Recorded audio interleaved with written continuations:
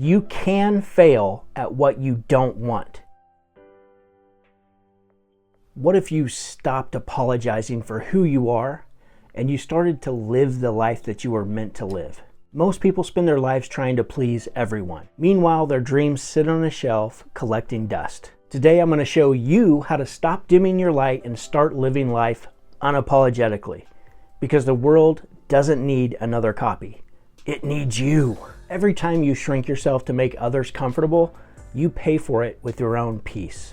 Jim Carrey once said that his father could have been a great comedian, but he took the safe route and got a job as an accountant. When he lost that job, Jim learned something that changed his life. He said, you can fail at what you don't want. So you might as well take a chance on what you love. So think about it. You're already taking risks. Why not take them on something that actually matters to you? Living your life based on other people's approval is like living in a prison. People have a tendency to just stuff you in this little box, and they want to keep you in that little box because it keeps them comfortable. Lady Gaga was told that she was too weird, too different. But instead of changing who she was, she just amplified her uniqueness, and she became iconic because of it. So the same thing happens when you own who you are. The quirks that you're tempted to hide, they're probably your superpower. When you begin to live unapologetically, you're actually just beginning to get aligned with who you truly are. It's knowing who you are and refusing to pretend otherwise. So if you weren't afraid of what people might think, what would you start doing tomorrow?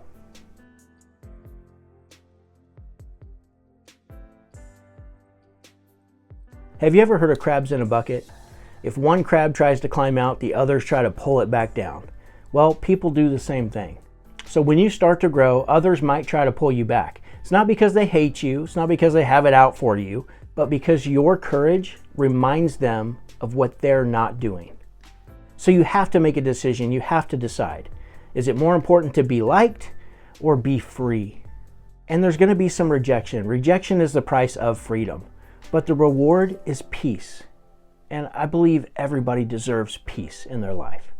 And guess what? Nobody's going to come out and just hand you some big permission slip to go live boldly. You have to decide, this is who I am, this is what I want, and I'm going for it. When I owned a heating and air conditioning business and worked on building that, there were people who just didn't get it.